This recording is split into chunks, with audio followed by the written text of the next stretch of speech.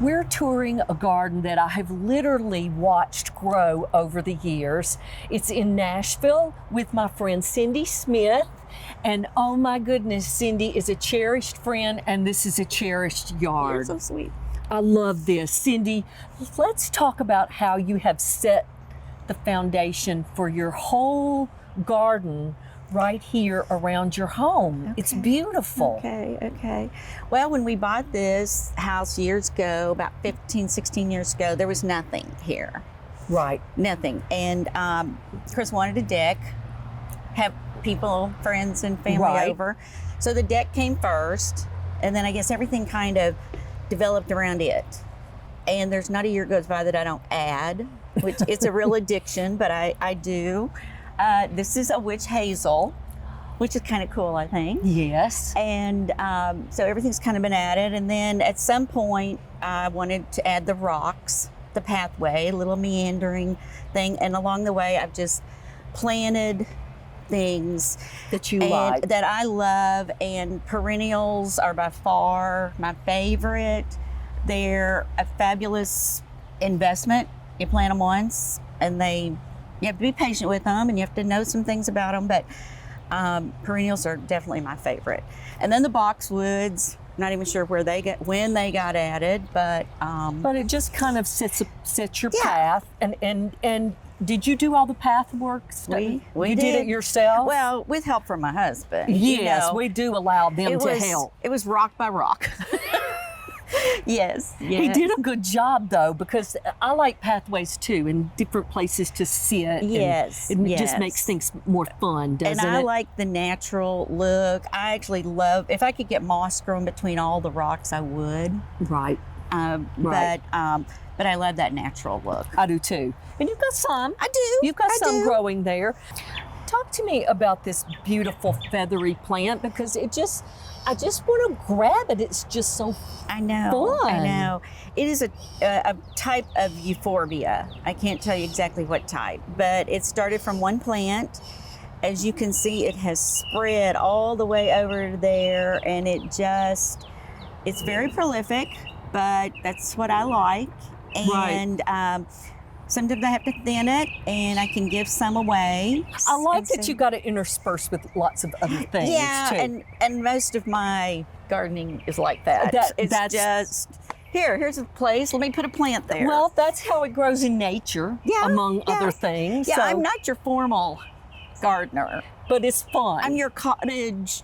Let it roll from one plant to another. I hear you.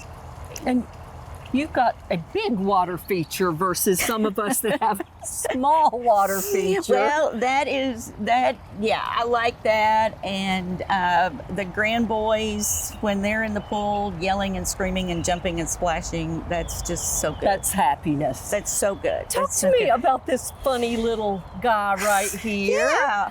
Well, I ran upon this in a nursery. And I thought it was so unusual. And then when I saw the name of it, I was like, okay, I'm not sure I understand. But Tammy, I'm going to let you see if you can guess what it is. If you'll kind of rub it and smell of it, it should hit you right away what it is. It smells like corn. You're close. What is it? It's a popcorn plant. And it smells like buttered popcorn, doesn't it? Yes, it does. It smells just like buttered popcorn.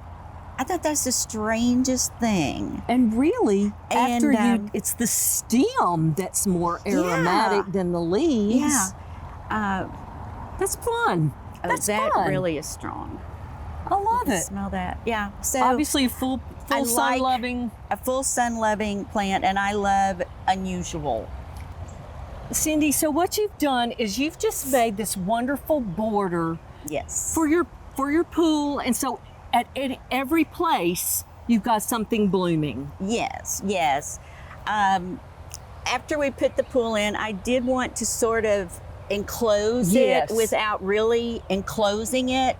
A natural fence. Yes, and so I started with the borders, kind of making them a semicircle almost, just tilled it up, brought in some fresh dirt, and started planting. And like I said, every year I add more plants. And because most are perennials, there's something blooming now, there's something blooming later, or something that just finished blooming. Right. So that's what we did. And then we wanted to, of course, get the fire pit in. So we just extended that. And you've got a really unusual tree here. Yes, that is probably my husband's pride and joy. That is a golden larch. And Larch, larch. And he's sure it is quite rare. I mean, not many in this area anyway. He just loves this tree. He babies it and takes care of it. It's not the most gorgeous thing, but it is unusual and unique, and so that's his baby. And Cindy, this unique tree borders your unique vegetable garden. It is pretty unique in a way. I love it. It's also very common, I think.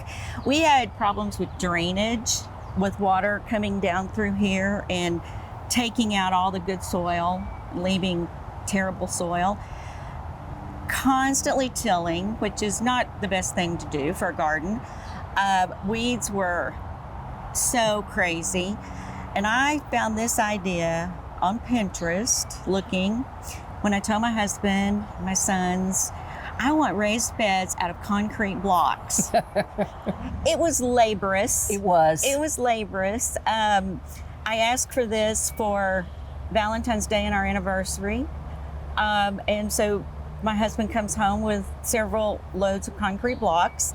And yes, it was laborious, an investment, but I figure it's one time.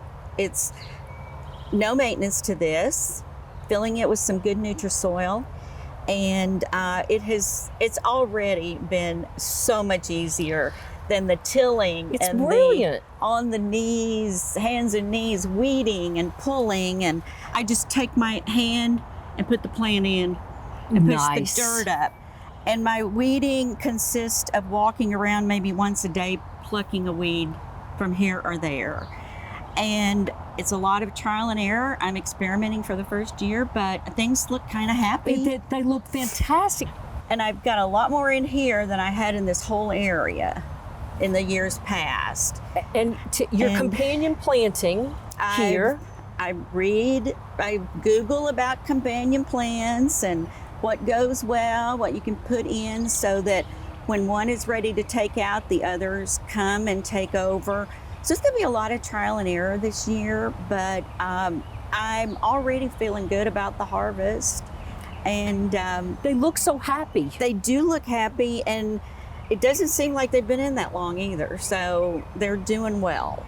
And so, Cindy, you've staked all of your tomatoes. I do. Are these all the same variety? No, there's probably, I keep a notebook. I would not know anything if I didn't write it down. And so I do keep a notebook, and there's probably, I think there's 24 tomato plants here. There's probably at least 6, maybe more varieties. Got it. Probably even more varieties than that. So once I start seeing the fruits, I'll get out my notebook and figure out which one that is. And that probably will stagger your harvest a little bit. It should, and I'll make notes of what I want to replant next year and what I don't. Right. Maybe. So all of this that you've got in here, this is your first time planting all the, wow. The only thing we've harvested is radishes. My husband loves radish, and so now I've got his second crop coming in. I got it. And the peas are I probably got those in too late, but again, it's learning. Potatoes look good, the green beans, more varieties of potatoes. I've got basil in the middle. I've got just different things growing together. And you said in the little holes on the outside, you've got marigolds I've got planted. marigolds coming up in the little, you can see them on the end mostly. I planted marigolds, which they're supposed to be great for pests, and they're pretty. It's really nice as we age not to have to be on our knees on the ground to have things. Exactly. And it doesn't seem like it's that high until you start having to bend over. Mm-hmm. Then it makes a big difference. Yes, it does. And even sitting on the edge if I want to and getting in there and picking things. So I do think It's going to be easier. And as we get older each year, I think we need to simplify. Absolutely. Cindy, thank you for letting us not only just come here, but to experience everything that you have been working on for a very long time. It shows that you love your home. It does take a lot of work, but there's no place I'd rather be than out digging in the dirt. If you like gardening, you'll want to subscribe to our channel. Home gardening tips, tips from growers, and lots of plants. Until next time.